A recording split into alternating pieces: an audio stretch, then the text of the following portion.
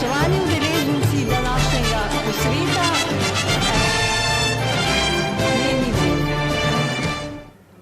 Spoštovana predsedujoča, spoštovane kolegice, kolegi, gospe in gospodje, v mojem predavanju bi želel pokazati nekaj možnosti, enega izmed možnih scenarijev, kako priti v Sloveniji do sonaravnega energetskega koncepta.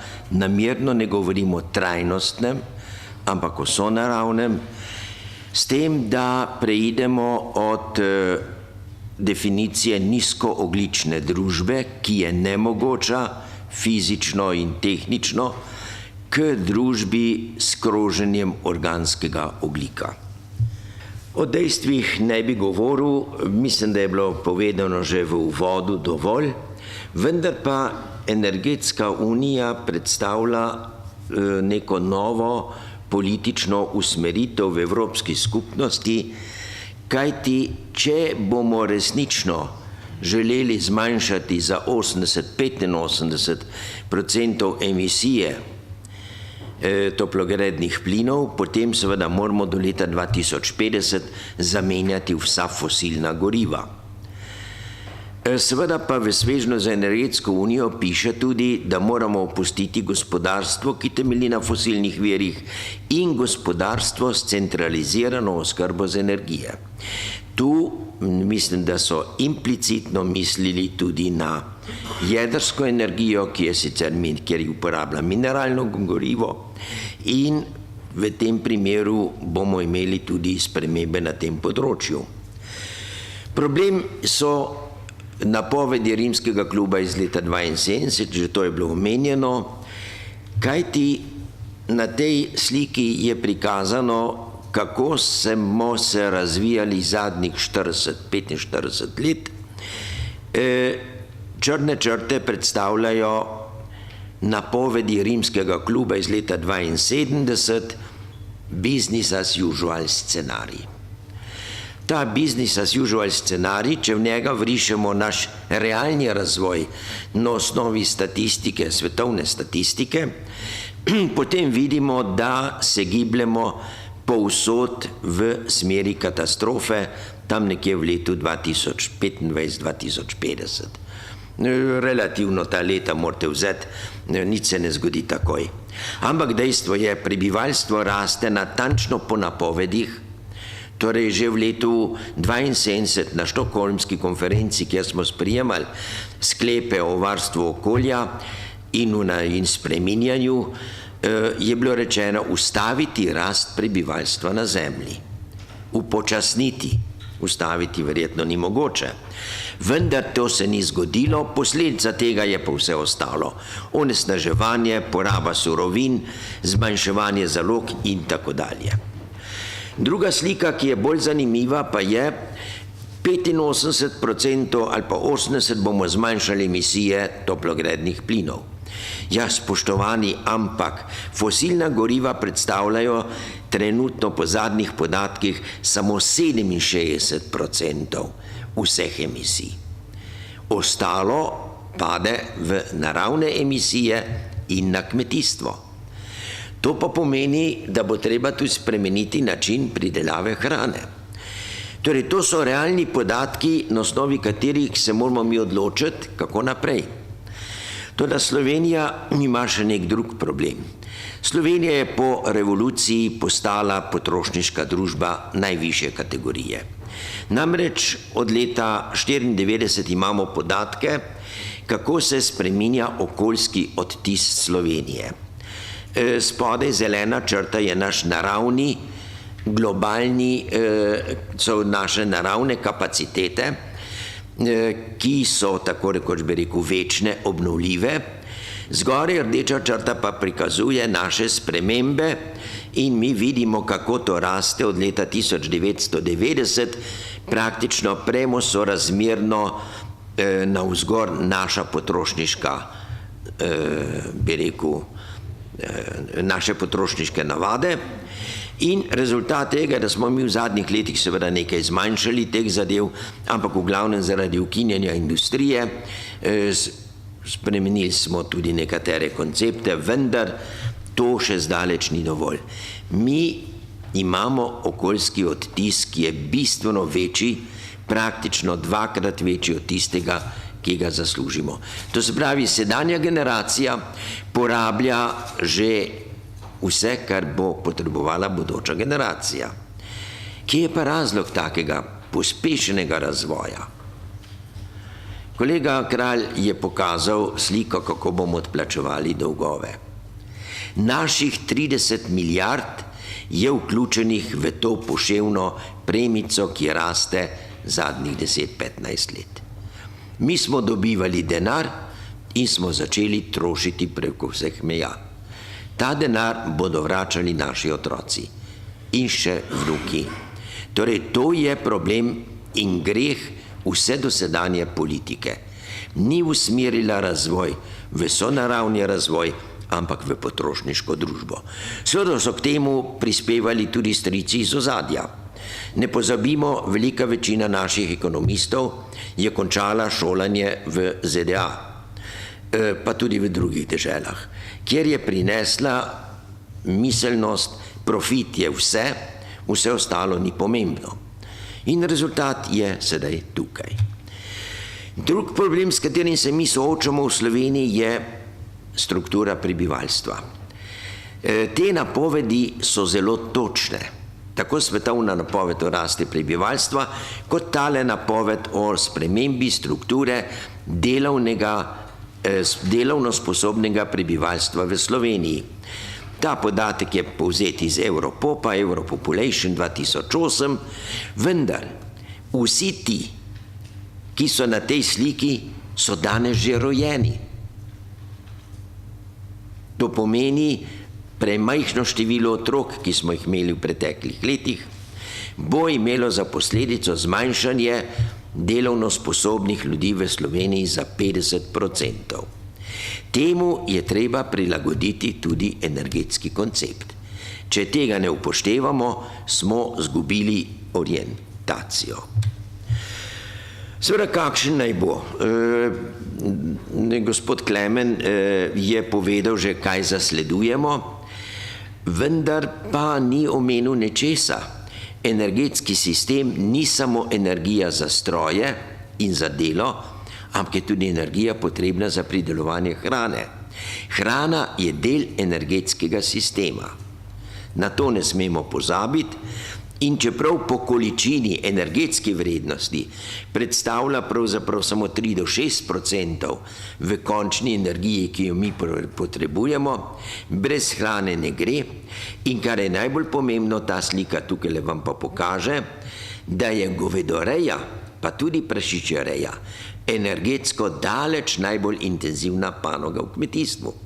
Vprašanje je, ali je lahko Slovenci bolje in enako kvalitetno preživimo tudi z zmanjšanjem te pridelave praktično pri prašičereji na polovico, pri govedoreji pa praktično na tisto količino, ki je potrebna za pridelavo mleka.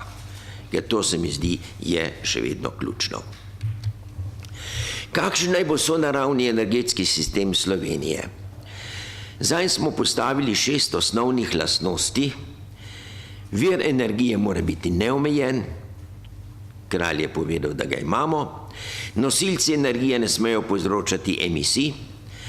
Energija mora biti na razpolago v vsakem času v vseh oblikah. In četrta točka, ki je za mene ena najpomembnejših, je, nov energetski sistem mora uporabljati obstoječo infrastrukturo. Mi nimamo denarja, da bi gradili novo infrastrukturo, mi smo v tem pogledu prerevni. V prehodnem obdobju morata paralelno delati oba sistema, sedanji in bodoči. In šesto, mora biti konkurenčen ob vključevanju v tržno ceno fosilnih goriv vseh eksternih stroškov, ki jih ta fosilna goriva povzročajo. To se žal ne dogaja niti v svetu, niti pri nas, ampak to se bomo mogli določiti. Spremljati mora tudi demografske spremembe, ki sem jih omenil. Ta slika je že stara in je nastala leta 1989. da pride neka ideja v življenje v energetiki, traja približno 40 let. Hrbtenico predloga rešitve za naš sistem so elektrika iz obnovljivih virov, sintezni metan kot plinasto gorivo, ki gre vse plinsko omrežje, sintezni metanol, ki naj bi zamenjal tekoče gorivo, v prehodnem obdobju imamo lahko tudi dizel, bioetanol, skratka karkoli imamo, vendar sintezni metanol in končno nekaj lesa, ki ga imamo na razpolago. To pomeni, da imamo 4 nosilce, od katerih so vsi iz obnovljivih virov. Razlog za izbiro metana in metanola je jasen. En ogljik, ki ga bomo vzeli iz biomase, na ta ogljik lahko pripnemo 4 vodike, ki jih bomo dobili z elektrolizo vode. Torej mi oplemenitimo to, kar narava sama jemlje iz ozračja in preidemo v gorivo, ki ga lahko uporabljamo. Seveda električna vozila bodo, ampak bodo tudi hibridna vozila. Moderna hibridna vozila bodo sigurno ena najboljših kombinacij za promet na daljše proge. In bistvo predlaganega sistema pa je, da zagotavlja kroženje organskega ogljika v energetskem sistemu in s tem postaja tudi del krožne ekonomije, ki jo je Evropski svet nedavno tega sprejel kot nadaljevanje politike, bi rekel, okolju prijaznega gospodarstva. Ali ta predlog izpolnjuje vseh 6 zahtev, ki smo jih postavili v začetku? Sistem omogoča postopen in popoln prehod na obnovljive vire z uporabo sedanje infrastrukture, daljnovodov, plinovodov, produktovodov in njene modernizacije. Omogoča souporabo fosilnih goriv v prehodnem obdobju. Eni bodo rasli, drugi bodo padali. Omogoča postopno izgradnjo razpršene proizvodne elektrike z majhnimi letnimi vlaganji in takojšnjim vračanjem vloženega kapitala. Vaške ali lokalne sončne elektrarne, javna prodaja delnic za hidroelektrarne, ki nikakor ne more dobiti svojega mesta v politiki. Mi lahko vse elektrarne zgradimo z delnicami prebivalstva. Prebivalstvo ima dovolj denarja v bankah in bi ga vložilo, kajti to je najbolj sigurna naložba za vnuke. Ustvarjanje velikega števila novih delovnih mest, najmanj za 30 let, kolega Kralj je to že omenil in to drži, rešuje problem akumulacije sončne elektrike. Namreč z proizvodno vodika in metana in metanola mi porežemo vse viške sončne elektrike ali pa elektrike iz vetrnic, kadar ne potrebujemo teh viškov. Normalen prehod tovornega transporta v nov sistem, saj se tehnologija motorjev ne spreminja. Batni motor bo še celo stoletje živel. To je tako perfektna naprava, da jo bomo težko izrinili iz uporabe. In seveda motorji na metanol so znani, vsi dragsterji, ki jih v Ameriki uporabljajo metanol. To se pravi izjemno močni, kvalitetni motorji. No in končno, sistem zagotavlja neomejene količine energije lokalno ali regionalno, tako za industrijo, široko rabo in transport. Pri tem ne izključujem prenosa obnovljivih virov obnovljive elektrike iz severa Evrope na jug ali pa iz Afrike v Evropo. Vse to je možno in realno. Vprašanje ekonomike sistema. Brez dvoma je, da bodo v prehodnem obdobju cene višje ali enake, seveda bodo pa na to padle, se bodo odpadli stroški za gorivo, razen pri biomasi. Ker imamo na razpolago 35 do 39 let za prehod na nov sistem, je ta mogoč brez velikih ekonomskih pretresov.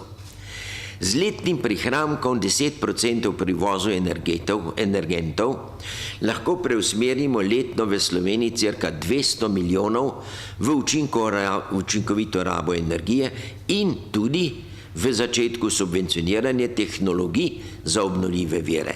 Ne proizvodno, ampak tehnologij, to se pravi investicij. To bo zagotovilo nova delovna mesta z vsemi stopnjami izobrazbe, od najvišje do najnižje. Vlaganja v sonaravni energetski sistem so dolgoročna in namenjena vzdržnemu ekonomskemu sistemu v bodoče, torej za naše vnuke. Ko smo gradili Dravske elektrarne, se nihče ni spraševal o njihovi ekonomičnosti. Mi smo jih gradili za vnuke tedaj, to se pravi, mi uživamo danes nizko ceno elektrike iz njih. In končno, z njimi bomo pokrivali potrebe po energiji v Sloveniji do okoli 85%, v končni izvedbi lahko pa tudi do 100%. Zakaj 85%? Mi smo priključeni na svetovne plinovode. Če se karkoli zgodi v hudi zimi, v velikih naravnih katastrofah, mi moramo imeti rezervo na fosilnem viru, da se preživi kritično obdobje, zato mislim, da je treba biti pri tem realen in ostati navezan. Kakšne so možnosti za realizacijo? Prvo vprašanje je, koliko energije bomo rabili. Leta 1985 sem napisal članek Ničelna rast primarne energije. No, danes to nekoliko popravljam in pravim ničelna rast končne energije. Kajti primarno energijo iz obnovljivih virov je zelo težko računati. Koliko je primarna energija sonca in tako dalje, vode, vetra. Zato pojdemo na končno energijo in jaz menim, da je 190 do 200 petadžulov. Kar danes uporabljamo, to je 2,38 tone ekvivalentne nafte na prebivalca, tisto, s čemer lahko ta populacija, ki jo bo 2 milijona ali manj, tudi v bodoče v celoti preživi. Naš standard, tako energetski, kako tudi industrijski, kako tudi splošni, je namreč zelo visok. To pomeni, da bo ob konstantni ali manjši rabi energije prišlo do velikih sprememb v energetski strukturi. Zdaj pa vprašanje, ali lahko to pokrijemo. Kolega Kralj je dal nekatere podatke, jaz jih bom tukaj samo na kratko ponovil. Količina sončne energije, ki pade v Slovenijo, je 84.000 petadžulov, to je približno 23.370 teravatnih ur, to so velike številke. Ampak 84.000 primerjajte z 190. 190 rabimo, pade nam pa toliko. Kam seveda to gre, je druga stvar. Pomemben delež sončne energije se v Sloveniji porabi za rast rastlin. Seveda pa imajo rastline zelo nizek izkoristek, manjši od 0,2. In je treba upoštevati, da je ta konverzija sorazmerno zelo, bi rekel, neučinkovita, kljub temu, da boljše mi ne poznamo. Mi fotosinteze še danes nismo uspeli simulirati in jo umetno vzpostaviti. Vendar velika količina biomase, ki nastane, hočemo ali nočemo, dež pada, sonce sije, rastejo rastline. Toda velika večina jih se gnije in CO2 z energijo se vrača v atmosfero. In bistvo mojega predloga, zaradi katerega sem se tudi prijavil na ta seminar, je, da to biomaso, predno se gnije, poberemo, imamo dovolj nezaposlenih ljudi in jo pretvorimo v kvalitetna goriva, biometan in biometanol. In s tem smo zaključili krožni tok ogljika, naravnega ogljika, ki ga sonce uporablja in predstavlja, ki ga sonce izvaja za nas. Torej, jaz moram reči, da imamo na razpolago tudi veliko količino energije voda, ki ni samo naš rezultat sevanja na sonca pri nas, dež prihaja tudi od drugje in seveda imamo geotermalno energijo. Seveda količine so velikanske. Samo realno jaz sem ocenil, da jih lahko nekje okoli 12.000 petadžulov, ki je ocena, zmanjšamo in uporabimo 10%, kar bi bil velik dosežek.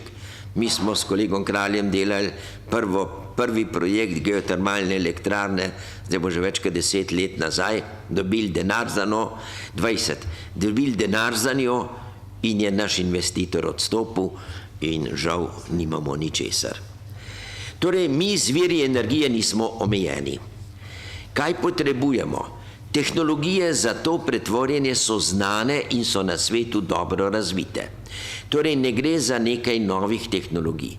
Toda bistveno pri teh tehnologijah pa je, da jih veliko večino lahko osvojimo z našo industrijo in nismo vezani na uvoz. Moje načelo pravi, da dajmo uporabljati tehnologije, ki so na razpolago, jih osvojimo, tiste, ki jih pa ne moremo ali so neekonomske, pa bomo uvozili po načelu, kolikor bomo uvozili, toliko moramo tudi izvoziti. Nič. In Slovenija bo postala nenadoma energetsko in industrijsko neodvisna na področju energetike. To pa veliko pomeni. Tisti, ki ima stanovanje, hrano in energijo, kdo ga lahko, kot se temu reče, kdo mu lahko še nagaja. Sedaj, moram reči, da sem to že povedal, kaj pomeni 10% uvoženega goriva prihraniti. Namreč, ko mi vlagamo v prihranke, najhitrejši prihranek uvoženega goriva so toplotne črpalke. 3/4 takoj prihranimo, s tem, da 1/4 damo elektrike v toplotno črpalko, in to je tudi najcenejši način, vendar za 200 milijonov, ki jih lahko prihranimo, pomeni plače za 8.000 delavcev v 2.000 evrih bruto. Zato je velik pomen za našo družbo, ker je veliko ljudi in je veliko ljudi čaka na delo. V 25 letih pomeni to 64 tisoč, tu se strinjava s kolegom Kraljem, 50 plus 30 je 80, ampak nekje smo tukaj. Torej, politična odločitev, da gremo hitro v to smer, ne more biti sporna, ekonomsko vsaj ne. Ali se bo pri potrošnikih kaj spremenilo? Učinkovita raba energije ostane na prvem mestu, toplotne črpalke, izolacija stavb, sprememba tehnologij v industriji, s tem, da vam moram povedati, ne vem, če veste, po Ecofiscu je slovenska industrija, poleg industrije v Luksemburgu, najbolj učinkovita v Evropi. Na $10 dodane vrednosti porabi najmanj energije.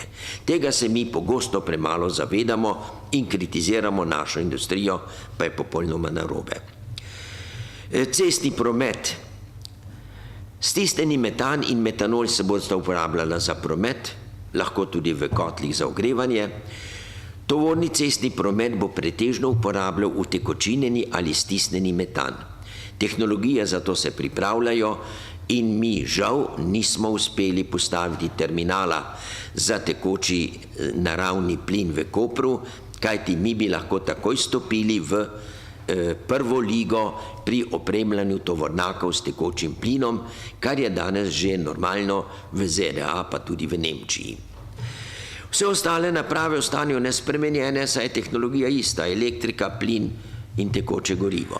Zamenjali bomo gorilnike na kotlih in seveda ne bomo več kurili biomase vse povsod, kar danes počnemo. Kurjenje biomase nam je povzročilo strahotne probleme z emisijo delcev PM10 in PM2,5. Zato obolevajo naši ljudje. In kurjenje biomase moramo v najkrajšem času preusmeriti na druge vire. Torej, če bomo rabili 190 petadžulov, potem pomeni 75 petadžulov v industriji, kajti industrija bo rabila več energije zaradi robotov, ker bo delovnih ljudi manj. 70 petadžulov v prometu. Jaz nisem optimist in ne pričakujem, da se bodo ljudje odpovedali avtomobilu. To je preveč zakoreninjeno, zato se tu energija ne bo bistveno spremenila. In končno 45 petadžulov široki rabi, kjer bo zadeva padla praktično na polovico. In seveda, ali mi lahko to naredimo? Tole je slika našega razvoja, kjer vi vidite, da pravzaprav široka raba pada, tukaj je skala skrajšana, v industriji bomo povečali rabo, v prometu nekaj malega zmanjšali in seveda to zgoraj je pravzaprav ostala raba, to se pravi klimatizacija in podobno v široki rabi. Takole se bodo spreminjali po namenu, tukaj vidite jasno, da se bo morala industrija, ko se bo robotizirala močno njena raba elektrike povečati. No, seveda, totalna primarna energija, jaz sem jo računal, ampak to ni realen račun. Dejstvo pa je, da v gospodinstvih bomo šli navzdol. 3 razlogi so. Izolirali bomo hiše, uvedli bomo toplotne črpalke in stari populaciji moramo omogočiti poceni obnovljivo energijo. Brez stroškov za gorivo. In to je bistvo, zato bo ta zadeva šla navzdol.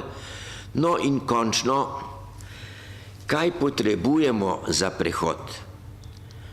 Za proizvodnjo metana in metanola potrebujemo približno 1600 kiloton organskega ogljika ali 3750 kiloton suhe mase. Odkrito vam povem, da trenutno po sedanjih analizah nam manjka 1250 kiloton biomase. Ampak če upoštevamo vse tisto, kar se gnije na poljih in po gozdovih, mislim, da to ne bi bil problem dobiti. In s tem zaključimo bilanco ogljika. Za proizvodno vodika vode imamo dovolj, elektrike iz obnovljivih virov bo tudi. To pomeni, da imamo zadeve zagotovljene. Opozoril bi še na nekaj, letna količina v biomaso vgrajenega ogljika je po oceni gozdarskih strokovnjakov nad 100 milijonov ton. Mi ga potrebujemo od tega le 1,1%. Torej mislim, da ne bomo vplivali na ravnotežje v naravi. Torej, cilj novega sonaravnega sistema je, da zmanjšamo gnitje ali naravni razpad biomase in jo uporabimo pred razpadom kot surovino za gorivo. Kakšen naj bo prehod?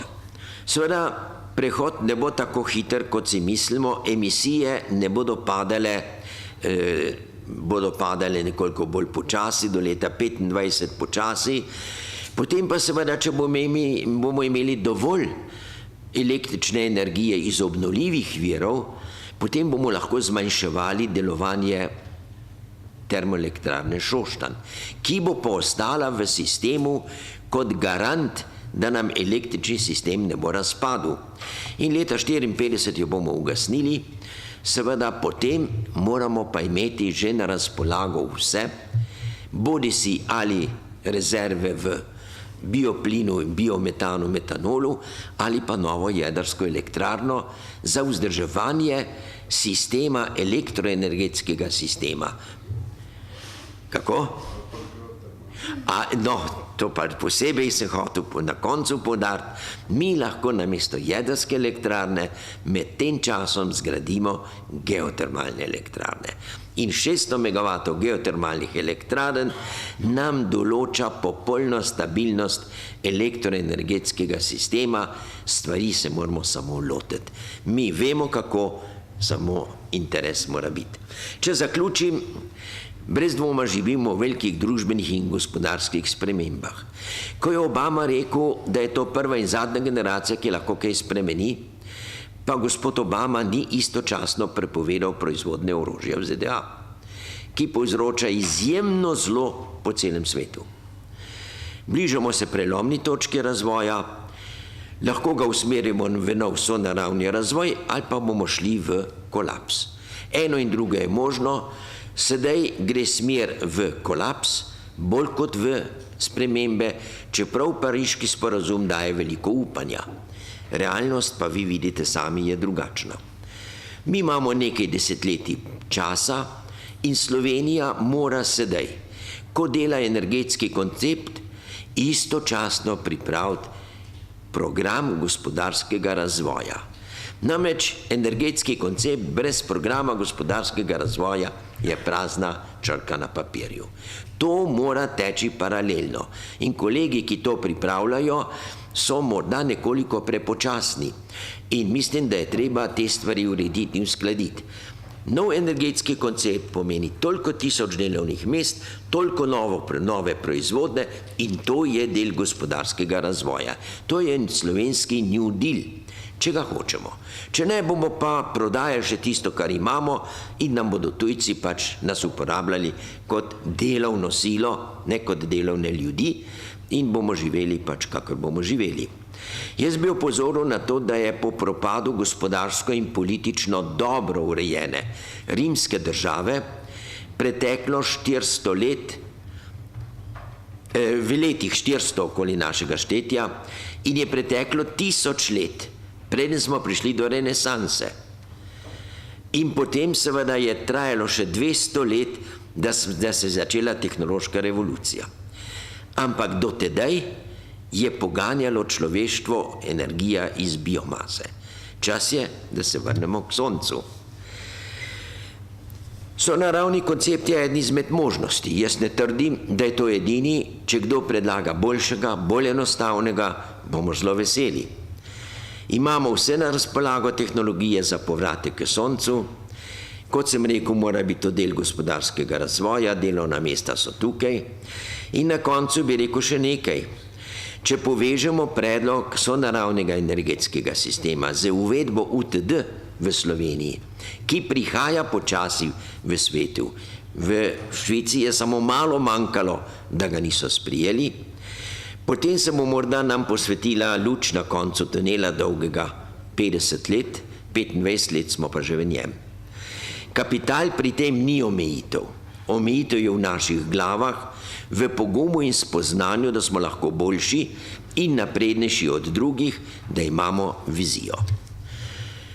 To je kroženje ogljika, ki ga to sliko je napisal Olaf Nobelovec, ki je predlagal svojo prehod na metanolno ekonomijo. Sončnice naj bodo znanilke nove dobe. Toda, spoštovani kolegi, ne takele. To je sončnica, ki raste v Fukušimi. Hvala lepa.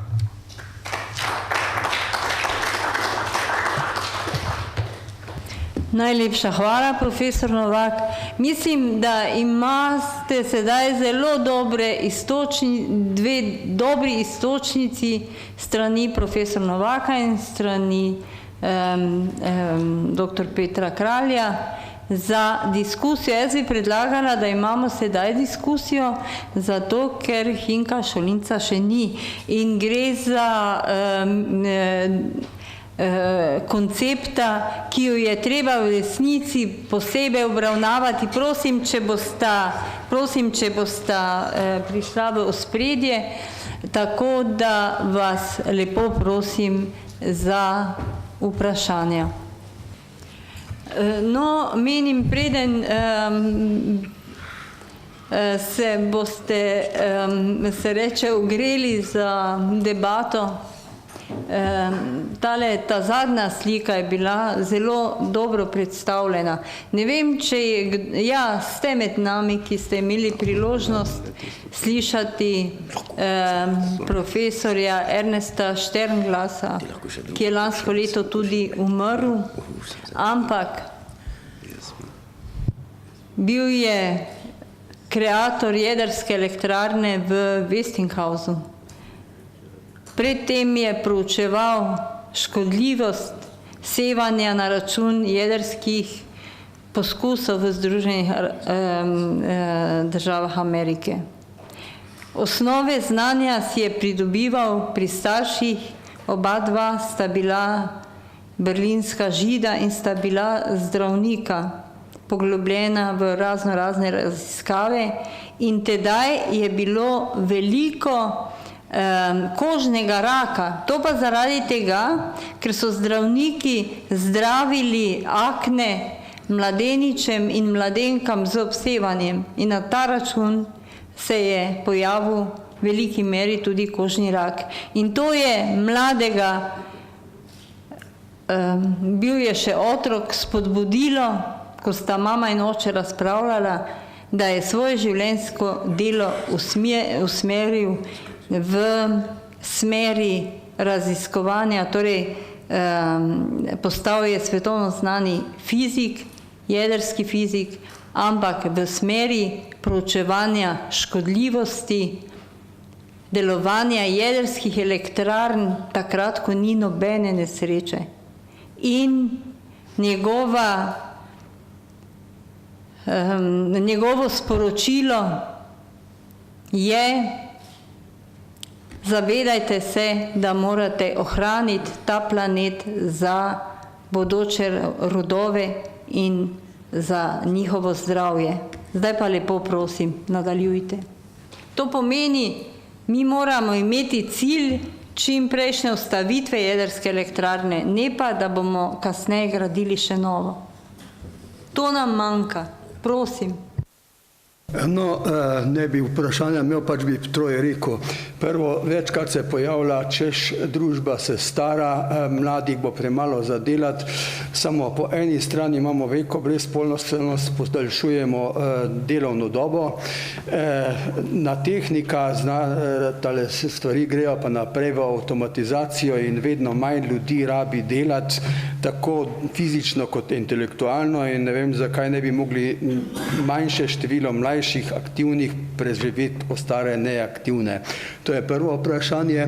Potem drugo, veliko se polaga na biomase. Slovenija, ki vedno poudarjamo, kako je bogata z biomaso, kolikor sem jaz pred približno več kot 5 leti ocenjeval, zbiral podatke, tista, ki je lahko smotrno zberem kot energetsko, da če kar v teravat urah, ne električnih, ampak bruto izražim, da nekih 10 do 20 teravat ur, pri čemer mi porabimo tam čez 60 teravat ur te energije, tako da z biomaso, če najprej neki bioetanol, pa biometan, pa ne vem kaj delamo, potem pač izčrpamo energijo, ki bi s kurjem dobili, seveda kaj bolj žlahtno, pa kaj bolj potrebujemo, to je druga stvar. Tretja stvar bi rekel, zadnje tedne sem se zelo zanimal za drugi tir Divača Koper. To je zelo kompleksno vprašanje, jaz nisem strokovnjak za železnice, ampak tehnično logiko imam. Prvo je vprašanje, sigurno, če se gradi danes nek drugi tir, če se predvideva, mora biti to neka zmogljiva proga, ki bo zmogla dokaj hidre vlake, namreč na tistih 27 kilometrih proge ali 160 na uro dosega ni ključno, važno je pa, da nosilnost ima, da elektrifikacija dovolj močna, da lokomotive lahko potegne in tako naprej. To se pravi, da mora biti ta moram še reči to, tam je 400 metrov dviga od Kopra do Divače, po stari progi je pa še čez neki hrib 107 metrov. To pomeni tudi izgube energij, če dvigaš pa spuščaš pa rekuperativno ne zaviraš, te železnice niso kaj najbolj sposobne za to. Torej, drugi tir vsekakor bi moral biti zmogljiva, dobra proga, bom rekel moderna ali kaj že.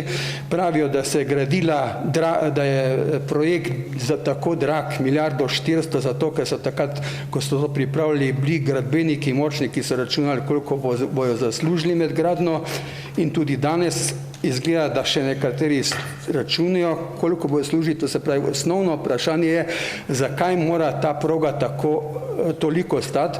Drugo vprašanje, ki je pa zelo moti, da se stvari nikamor ne premaknejo, ker vsi vemo, da promet po železnici manj obremenjuje na tono kilometer ali karkoli že rečemo, kot katerikoli druga vrsta prometa.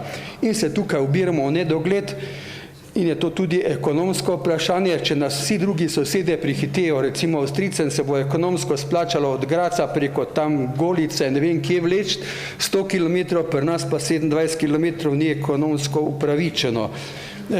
Nekaj je, ko sem na televizijski omizju gledal, pa je bil direktor železnic, ja, 27 km koperske proge ne more amortizirati velikih vlaganj. Ja, saj bo vse slovenske železnice imele potem več prometa, Koper bo imel prometa in cela Slovenija bo nekaj iz tega pridobila, pa ne moremo najti načina financiranja in iščemo to, kar profesor Damjan pravi, javno-zasebno partnerstvo, ki zahteva 10% obrestno mero, namesto da je poskušali pri kakšnih mednarodnih bankah za razvoj dobiti po 3-4% obresti in tako naprej. To so zelo čudne, kompleksne stvari, pa recimo minister pravi, ja, država ne more več kot 200 milijonov vlagati, ker se ne more zadrževati. To norčevanje vse Slovenije, ker če bi milijardo stala ta program, pa 22% prometnega davka bo država 200 milijonov dobila. Če se ne bo gradilo, ne bo nič dobila, če se bo pa gradilo, pa lahko tistih 200 milijonov preusmeri takoj nazaj investicijo. To se pravi norčevanje ministra iz cele Slovenije. In tako naprej, tega je cel kup, ker sem se zadnje tedne zanimal, tako da to rečem. To je tretja stvar. Pardon, ja. Kaj odgovorim? Kakor vidite, naš drugi tir, če začnem pri drugem tiru, o tem sem jaz pregovoril, da je zgrešena investicija. Drugi tir po kilometru je že zdaj planiran dražje, kot je hitra železnica v Nemčiji stala. Govorimo o 250 km/h. Druga stvar, kar je, po naših lepih navadah bo sigurno še 50% provizij zraven ali pa 100, se pravi bo na koncu ta nekje 3 milijarde. Drugi blok nuklearke z 2000 megavati izpod 10-15 milijard ne bo prišel skozi, odvisno, kako bo politika pa stroka požrešna. Se pravi, kakorkoli gledamo, če bomo šli v gradnjo klasične energije, se pravi, brez tega, da transport damo na železnico, tudi kljub bioetanolu pa biometanolu, ne bomo mogli pokriti, zmanjšati kompletne se pravi, zmanjšati na nič porabo v transportu. Druga stvar, kar je, se strinjam z vami, se pravi, če bomo šli v klasične vire, to, kar dela Balkan, razvita Evropa dela drugo, razvita Evropa gre v obnovljive vire. Cena elektrike bo šla proti nič. Vendar ne za državljane bo cena rasla. Namreč to ni samo moj zelnik, zdaj o tem govoril celo že gospod dr. Robert Golob ali profesor. Se pravi, dejstvo je, da če bomo mi nadaljevali s tem balkanskim sistemom oziroma jugovzhodne Evrope, ki gradi nuklearka ali Madžarska, potem bomo mi backup razvitemu svetu. Razviti svet bo kupil tisto energijo od nas, ko jo bo rabo. Ampak kaj bomo preostanku z njo delali? Nuklearke ne moramo gasniti. Se pravi, drugi tir, če odgovorim, drugi tir je popolnoma zgrešena investicija s tem, ker je premajhna kapaciteta, drugič s tem, da bo ista zgodba, kot je za glih, kar so železnice oziroma država obnovile našo slavno edino progo, ko smo jo obnovili, to je progo po Prekmurju, čez Prekmurje, ki sicer dovoljuje sedaj hitrosti do 160 km/h, tako kot železnica Marije Terezije, Ljubljana-Trst ali Dunaj-Trst. In druga stvar, kar je, vendar potem bi vsa elektrika padla. Se pravi, gospodinstvo bi ostala brez energije. Se pravi, ta projekt je bil delan s figo žepo, kje so železničari imeli energetike, ki bi jim povedali, da to ni feasible. Zdaj bi pa rekel tako, da glede biomase pa mislim, da boš ti, Peter, ne? Ja, torej jaz bi rekel, drugi tir je potreben, ne samo enotirna, dvotirna železnica, moderna, ki bo potegnila te zadeve naprej, to je moje mnenje, kot je tež bil potreben za to, da imamo stabilno elektriko, ampak pustimo zadeve. Biomasa. Biomase, če jo računamo kot korilno moč, je vaša ugotovitev točna, to je tudi moja ugotovitev. To, da če ogljik, ki ga imamo v biomasi, oplemenitimo s 4 vodiki, ki jih lahko iz obnovljivih virov, dobimo to kot surovino za novo energijo in v tem primeru se računi drugače izidejo. Staranje. Strinjam se, mi smo predvideli večjo porabo elektrike v industriji, kajti roboti bodo delali namesto ljudi, ki jih ne bo, in to se strinjam, ni vprašanje, tako da jaz ne bi mogel za dodati. Ja, moje ime je Anton Pogačnik, prihajam iz lokalne energetske agencije Gorenjske. Moram povedati predvsem to, da sta mi bila oba prispevka, tako dr. Kralja kot dr. Petra Novaka, zelo všeč, zelo konstruktivna in mislim, da bi se moral marsikdo nad tem zamisliti. Bi posebej rad pohvalil, če smem to reči, da ste, gospod profesor Novak, uporabil izraz sonaravni energetski sistem. Jaz mislim, da ta izraz se ni prijel pri nas in moram reči, da je kup, bi rekel, nesmiselnih in neustreznih izrazov v slovenski strokovni terminologiji, ne glede na to, če se pač v okviru univerze prizadevajo za učenje v angleškem jeziku. Pa nočem politizirati, hočem samo reči, da se mi zdi zelo pomembno to, kar ste izjavil, še posebej, da se energetski koncept Slovenije bi moral razvijati skupaj z konceptom gospodarskega razvoja.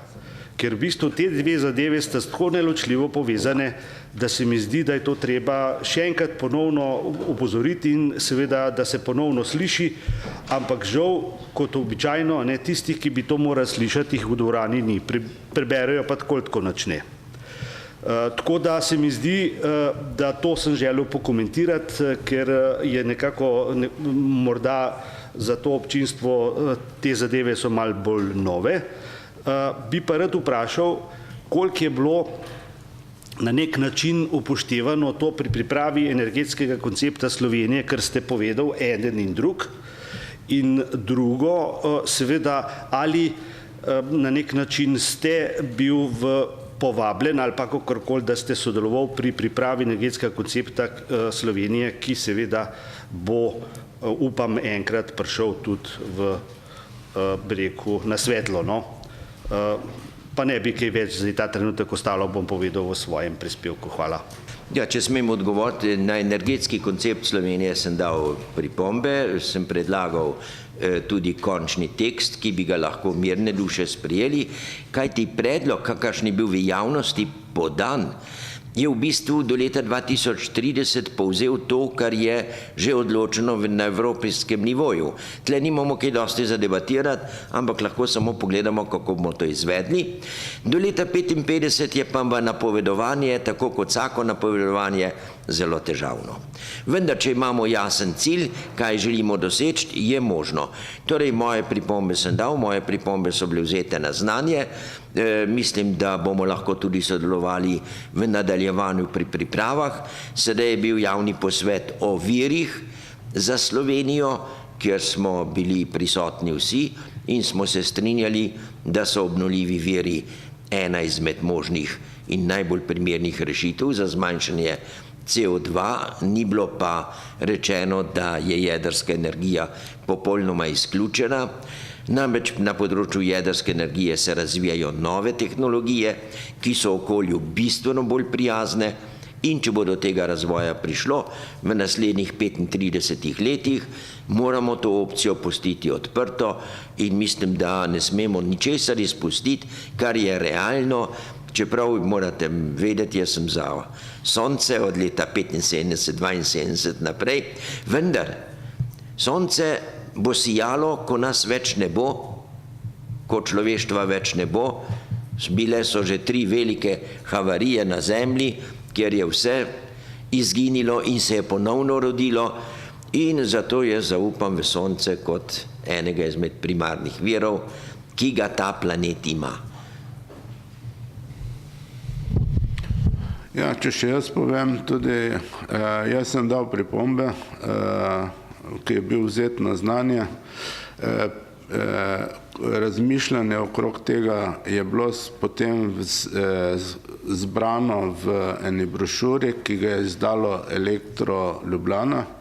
Mislim, da na njihovi spletni strani lahko PDF obliko knjižice tudi presnamete. Vendar To je tudi vse. Ministrstvo me ni povabilo k sodelovanju, tako da okrog tega nimam kaj povedati. Hvala. Dajte ti povedati tisto, da se raznese. Dobar dan. Jaz bi prvo začel s tem, da že dalj časa spremljam delo obeh gospodov, zelo všeč mi je, daleč v prihodnost se zazirate s tem konceptom. Imam pa eno vprašanje in sicer nikjer v vašem konceptu nista dva Teslina koncepta omenjena in sicer en je free energy, torej brezplačna energija in drug koncept je brezžičen prenos energije na daljavo. Glede na to, kako daleč gledate naprej, me zanima, zakaj teh dveh konceptov niste dali v lastnem konceptu. Hvala. Če smem odgovoriti, brezžični prenos energije se postopoma uveljavlja, ne nadaljavo, ampak na kratke razdalje, to je induktivno polnjenje avtomobilov. To je tak prvi praktičen pristop k temu. Sistem še ni razvit. To je edini razlog, ne vpliva pa na energetski koncept, ker gre samo za prenos elektrike na velike razdalje in tu mislim, da je možno realizirati brez ozira, kdaj in kako, samo elektriko moramo imeti. To pa je treba narediti z nečim. Free energy, torej moram reči, da jaz izjemno spoštujem Teslo, to da tega njegovega koncepta free energy nisem dojel. Namreč ni zastojn energije. Takoj, ko jo hočemo mi nekam usmeriti, moramo imeti neko napravo, ki jo je treba narediti in tistega, ki bo naredil, moramo plačati. Torej, elektrika ne bo nikoli zastojn, kajti naprave bo treba plačati. Biomasa ni zastojn, ker jo je treba pobrati. Torej, moram reči, da v smislu razpoložljive energije, sončna energija je free energy, elektromagnetno valovanje. Samo, če hočete vi imeti v hiši in z njo svetiti, morate narediti sončne celice in to pomeni, treba plačati. Samo toliko, drugače pa ni nobenih omejitev z moje strani. Jaz mislim, da je to budućnost. Izvolite. Ado, prosim. Ado, prosim.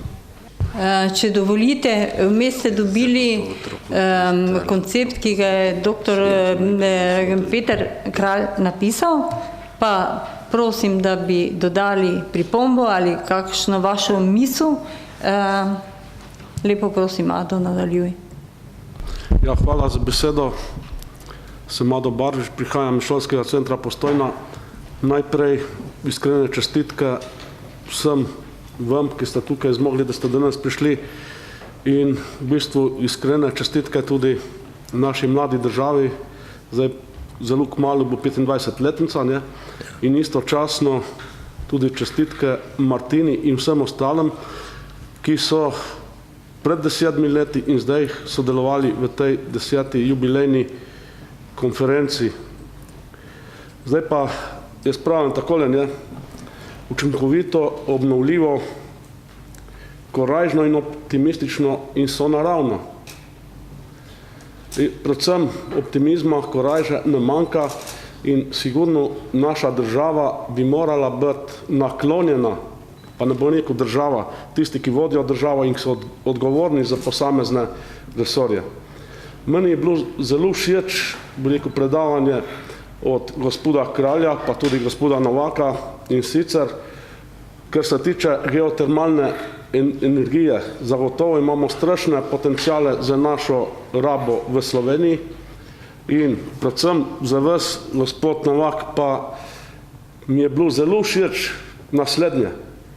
Toliko energije, kot jo bomo vozili, toliko jo moramo izvoziti. Pa ne samo, bi rekel, takih in drugačnih dobrin, ampak izmenjava mora biti 1:1 ali pa 50:50, ne vem. Če bomo to dosegli, in jaz verjamem, da lahko dosežemo, potem smo tudi zmagali. Ker ne nazadnje, če pogledamo situacijo, kaj vse vlečemo z Kitajske in ne vem, kje vse smeti, ampak so 1 evro, pol evra, ne vem, ne bom se spuščal v to, ampak v bistvu imamo tukaj odlagališče smeti, ki moramo potem iskati rešitve, kako in kaj naprej. Torej, jaz bi rekel, primimo ruke v zdravo kmečko pamet in gledajte, marsikaj se bo samo od sebe odvilo. Jaz Vprašanj kot takih zaenkrat nimam, ima toliko razprav in tako pa bomo še kaj rekli. Hvala.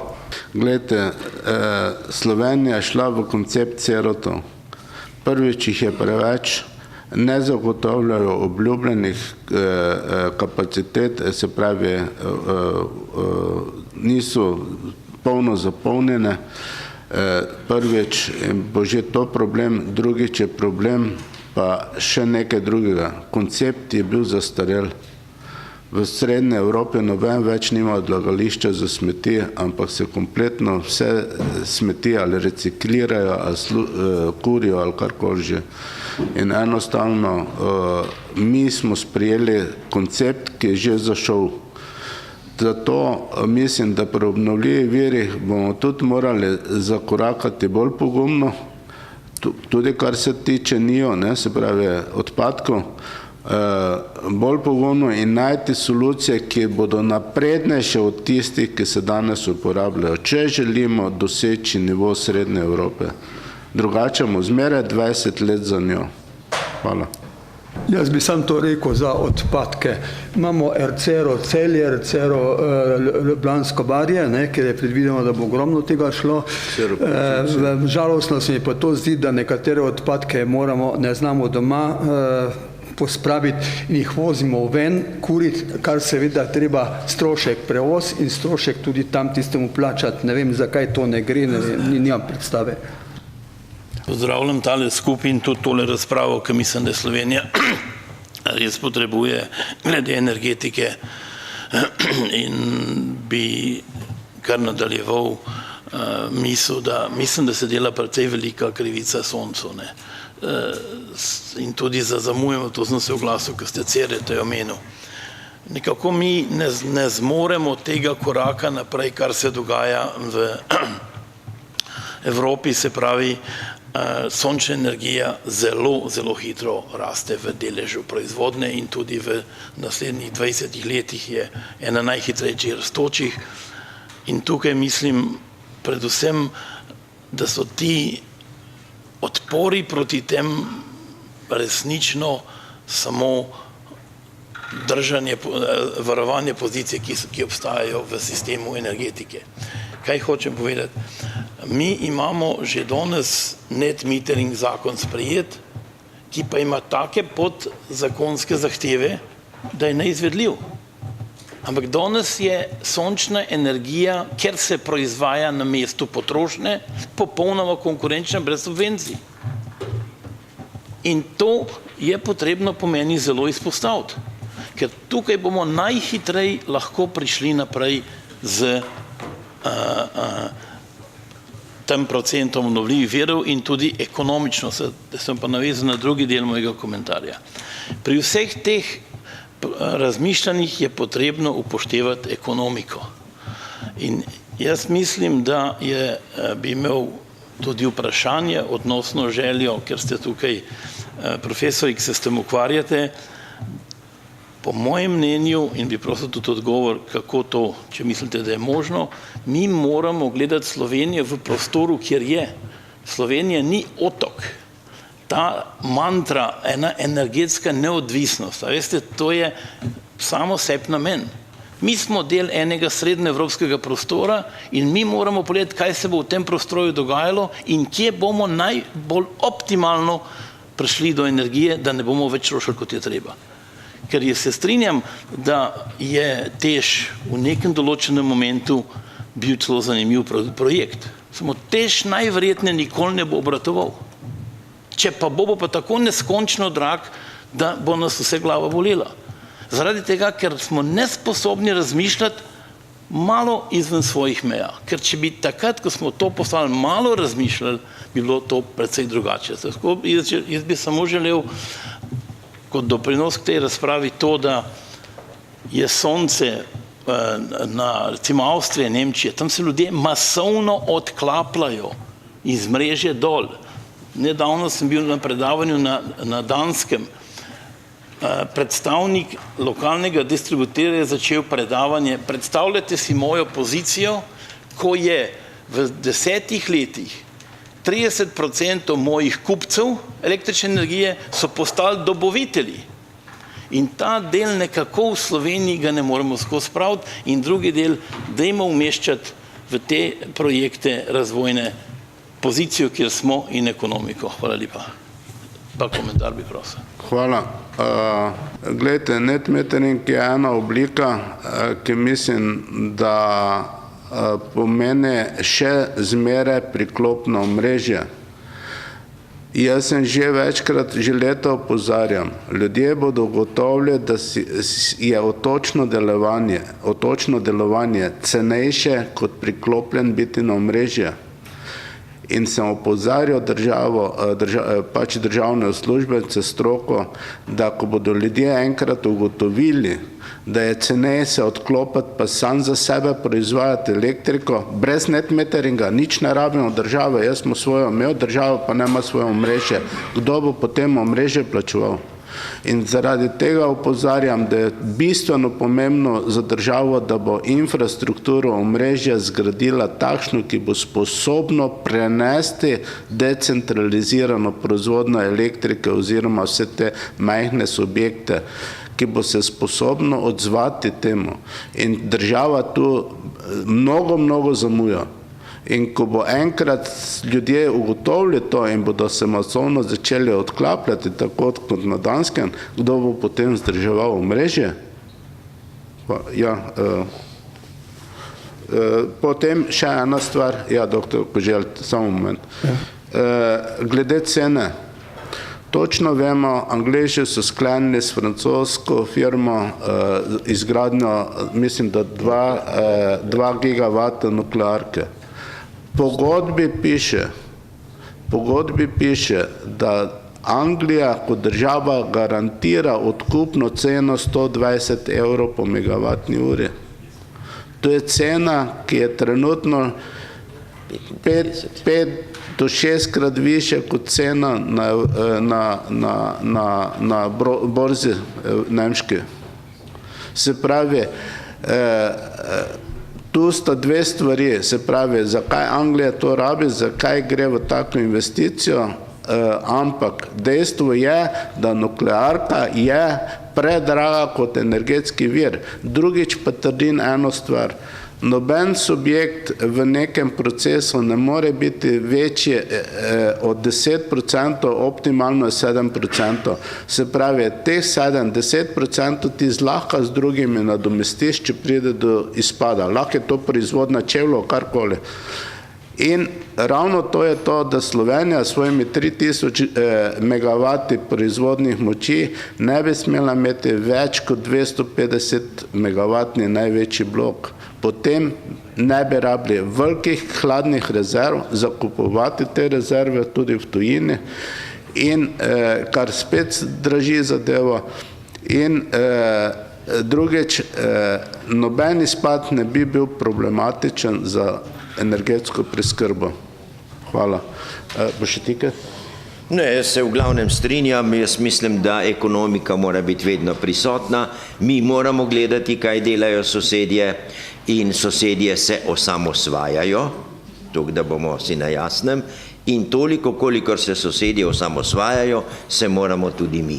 Čas 35 let je dolgo obdobje. Marsikdo od nas ga ne bo več doživel, vendar ko pogledamo naprej, moramo imeti jasen cilj, kako bodo ljudje tedaj živeli. In leta 50 bomo imeli približno 700 do 800 tisoč upokojencev, 300 tisoč delovnih ljudi in ostalo otrok. In to mora preživeti. In v tem pogledu je ekonomika države izjemno pomembna, jaz se z vami strinjam. Doktor Koželj, še enkrat. Doktor Marjan, samo.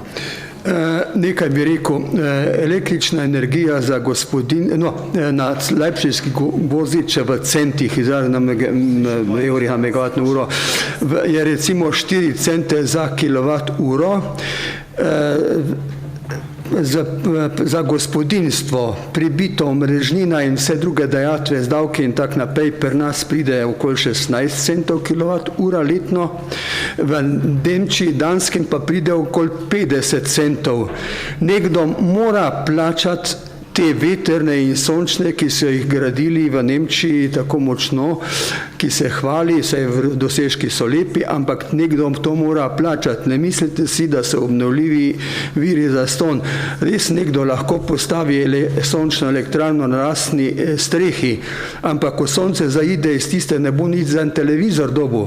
Če bo zdrave neke baterije, se mu to krepko potrožilo, akumulatorske baterije pa ne vem, če so kakšne ekološko ugodne izvedbe. Tako da tisto samostojnost, pa net metering, pa to je vse skupaj pravzaprav tako, da ne pokaže, ker če nekdo če nekdo dobi, ima recimo opoldne preveč energije, pa bojo pošiljal v omrežje, po noči bojo pa nazaj mal, pa se ničla obračunava. Zdaj je pač tako, da je treba za omrežnino v vsakem primeru plačevati za priključno moč. Tako da tukaj se nekje nič ni zastonj, vse je treba plačati. Kaj je potem ceneje, pa da boš zanesljivo imel energijo takrat električno, ko boš jo hotel, to se pravi kadarkoli in toliko, koliko boš jo potreboval. Ne boš računalnika ugasnil zato, ker je cena malo višja, pa take stvari, ne? Ali pa da ne boš televizijo gledal. Tako da tukaj se ne delamo otvar, da so vse stvari tako lepe, to so zelo kompleksna vprašanja. Hvala lepa.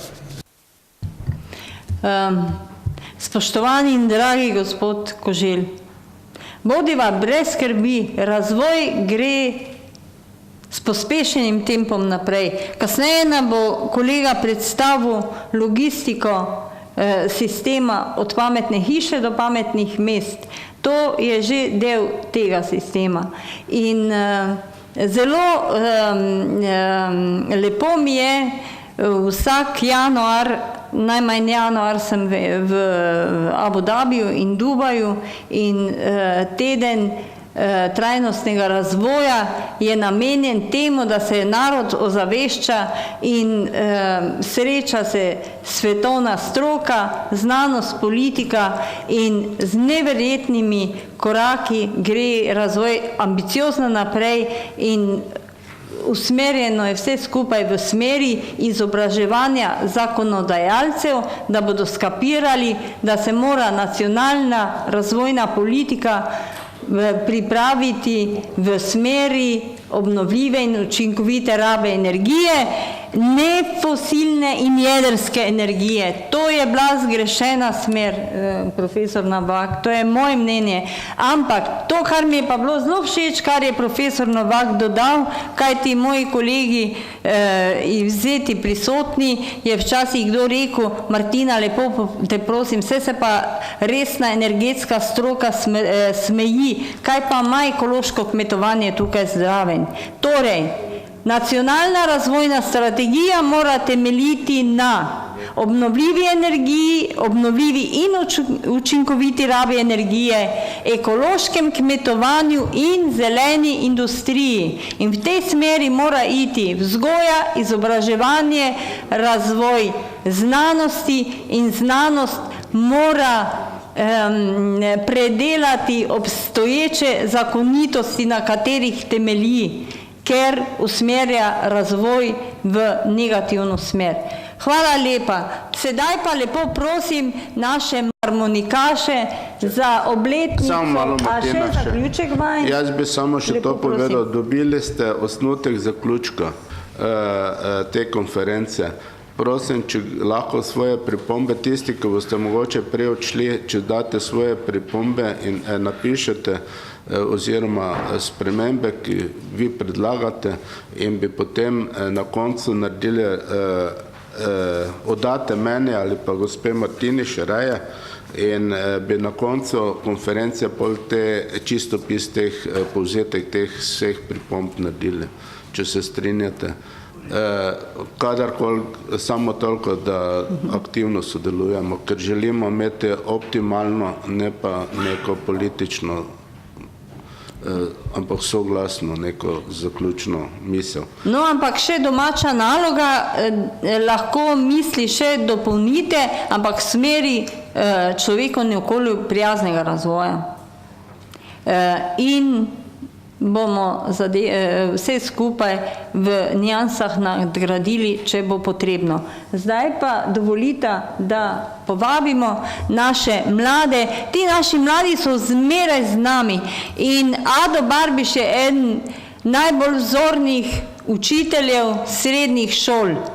Tako da lepo prosim, fantje, pridite in zaigrali nam boste v čast naši 25. obletnici in v opomin in spodbudo, da se bo razvoj Slovenije od 25 let zastavil tako, da bo pisan po vaši meri za vašo prihodnost. Kajti nas takrat verjetno že več ne bo.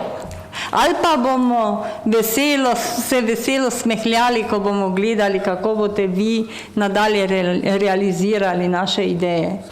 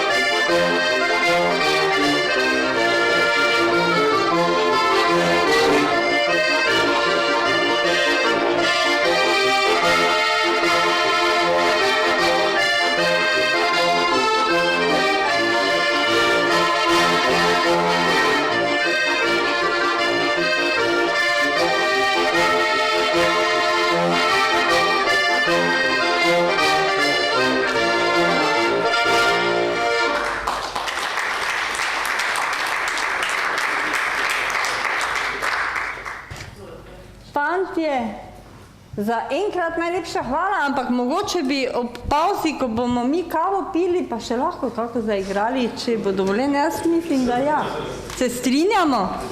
Sedaj pa bi predlagala, namreč čas nas muči, sedaj bi predlagala 20 minut pauze, zamujamo, tako da bi potem nadaljevali. Profesor Novak, Peter, najlepša vama hvala.